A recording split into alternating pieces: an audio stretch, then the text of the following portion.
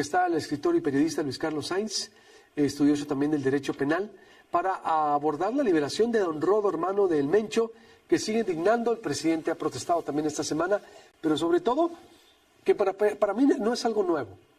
Esto es un espectáculo que estamos viendo desde, al menos, en este siglo reciente, cuando inició la guerra fallida de Calderón, una guerra que no debió de haber sido al menos así, o como lo hicieron, y es en lo que estamos metidos, y que nadie ha podido parar, que siguen creciendo los homicidios, como usted sabe, en México, y que yo recuerdo que Calderón hace 3 sexenios se quejaba de los jueces, y lo seguimos viendo, de la liberación de delincuentes de todos los aspectos. Un sistema judicial mexicano que le urge una reforma, o no sé cuál, aunque ciertamente nosotros ironizábamos. Se quejan hasta de las comas más mal puestas los jueces. Luis Carlos, ¿cuál es tu versión, cuál es tu aproximación a esto? Ahora fue el Rodo, hermano del Mencho, con unos argumentos inverosímiles, que bueno, ciertamente puede o no estar involucrado el señor, pero es la gota que derrama el vaso de lo que ocurre en México, Luis Carlos. ¿Qué tal, Luis Alberto? Un saludo a todo el auditorio. Bueno, pues para empezar, esta administración también se ha querido desmarcar de lo que fueron las administraciones pasadas y hablaron de hacer las cosas de manera diferente. Sin embargo, desde que se anunció esta captura, hubo algunos aspectos muy raros porque fue muy opaca la información. Se dio a conocer que Abraham Oseguera Cervantes, don Rodo, el hermano de El Mencho y líder del cártel Jalisco Nueva Generación, pues era prácticamente un operador logístico para la recepción de precursores químicos procedentes de Asia y el trasiego de drogas hacia los Estados Unidos. Este señor de 71 años fue detenido, han de recordar, el domingo 21 de abril, tras la irrupción de la Guardia Nacional en su domicilio en Autlán de Navarro, un municipio de la costa sur del estado de Jalisco. Un individuo que pues es hermano del líder del cártel, sin ninguna escolta, sin ninguna persona que le acompañara, sin ningún disparo. Este hombre fue detenido, presumiblemente estaba en la calle con otros individuos, corre, se mete al domicilio, lo siguen los elementos de la Guardia Nacional y ahí lo detienen con un arma larga, un arma corta y pastillas de fentanilo. ¿Qué pasó con el otro o los otros individuos? Bueno, eso no se supo. Hasta ahí se dio a conocer la información y después de que se le interna en el penal del Altiplano, pues se da a conocer la audiencia inicial donde se le dicta por ahí que tiene que estar resguardado en el penal mientras se resuelve su situación jurídica. Pasan los días y entonces pues vienen las audiencias con la aportación de pruebas de una y otra parte y finalmente se resuelve la no vinculación de este individuo por portación de arma de fuego de uso exclusivo del ejército y delitos contra la salud en la modalidad de la posesión de fentanilo y cocaína. Y así se ordena ponerlo en libertad el pasado domingo 28 porque el juez advierte presuntas irregularidades durante su detención. Que resulta inverosímil que el hombre hubiese estado con un arma larga porque está enfermo y deteniendo esta arma de cierto peso, bueno, pues ese es un argumento que pone el juez.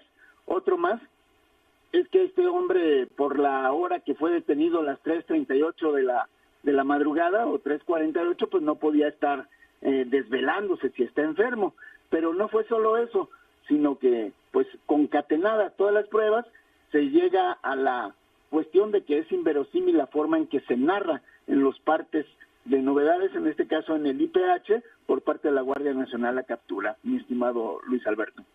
¿Cuál sería tu análisis de esto, de lo que ocurrió? Bueno, ¿quién falló? Mi análisis es que este individuo, quizá uno de sus delitos son los apellidos que lleva, y que, por ser hermano del Mencho, se convierte en un atractivo en un año electoral para anunciar su captura a los 71 años de edad, porque resulta extraño, mi estimado Luis Alberto, amigos del auditorio, que después de 10 días o casi 10 días que el Rodo estuvo recluido, no se judicializó carpeta de investigación alguna donde se solicitara una orden de aprehensión en su contra por delincuencia organizada, por lavado de dinero o por delitos que supuestamente cometió desde antes, ¿no? Porque hablan de que es el operador logístico para la recepción de precursores químicos y para enviar drogas a Estados Unidos.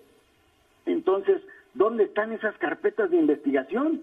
Hay veces que te detienen con una pistola, con una navaja, con algún pretexto. Cuando te quieren detener, no te preocupes. Si no buscan, encuentran o fabrican, ¿no? Para que por mientras estás detenido, te solicitan la orden de aprehensión por lo pesado y cuando vas saliendo te la cumplimentan. ¿Qué pasó aquí? Que fueron casi 10 días. ¿Dónde están las carpetas que deberían de existir previamente de que este sujeto es una ficha o es un sujeto que es perseguido por el Estado mexicano? ¿Dónde está también el que sea perseguido, por ejemplo, por Estados Unidos? Eso le hubiera dado más valor a la captura para los mexicanos, para las autoridades, y no lo hubieran dejado salir. Entonces, pues muy extraño todo desde el principio, y lo que sí no se descarte, pues es que probablemente pudiese estar inmiscuido y que las autoridades locales en Autlán de Navarro, policías municipales, pudiesen haber intervenido en su favor. Pero ¿dónde estuvo la actuación del Ministerio Público de la Federación durante 10 días que este presunto pez gordo, anunciado al estilo de la época de Felipe Calderón, ahora está en libertad?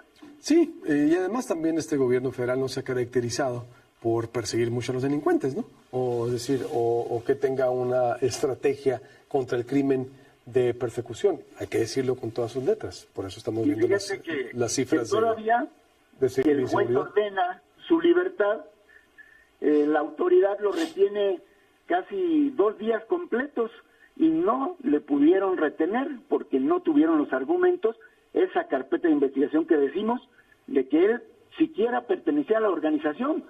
Con la pura presencia dentro de alguna célula criminal hubiera sido suficiente para decretarle una orden de captura, pero bueno, pues esto no ocurrió y le valió a la Secretaría de Seguridad y Protección Ciudadana, a través del centro penitenciario, 2 multas de 25,000 pesos por desacato al no obedecer la orden de la inmediata libertad. Es que son esos 2 temas. La realidad también evidente del Poder Judicial, que siempre nos ha quedado a deber. Pero también este gobierno, que hay que decirlo con todas sus letras. Ve cómo está el país, ve cómo están los territorios también, ve cómo están empoderados y privatizados algunos territorios por la violencia en México. Ve las cifras cómo siguen creciendo. Entonces, son las 2 realidades que vive México, y esa crisis institucional, judicial y ejecutivo. Poder judicial y ejecutivo. El legislativo ya ni se diga, que es de parapeto o a veces hace lo que el gobierno en turno quiere, dependiendo de las mayorías, o estatal o federal, lo hemos visto. Esa es la realidad. Te agradezco mucho, Luis Carlos, no sé si tengas algún comentario más para cerrar. Conclusión. Pues nada más esa parte, ¿no?, que mencionas bien de cómo una disputa entre 2 poderes no nos deja saber si este señor Abraham Oseguera Cervantes es narcotraficante o presunto narcotraficante o no lo es. Por lo pronto, pues los apellidos son el único delito que hasta el momento se ha encontrado y no es punible. Sí, pero es que es más profundo. Pues es este señor, luego es el otro, es el que sale, son los narcos que dejan, son los narcos que mandan en territorio, es el Poder Judicial, son los jueces que liberan. Es la crisis institucional que vive en México, es decir, de poderes. Por eso, es decir, más allá de él, es el mundo de la delincuencia en sí, que en algunos territorios hace lo que quiere. Gracias, buenos días. Muy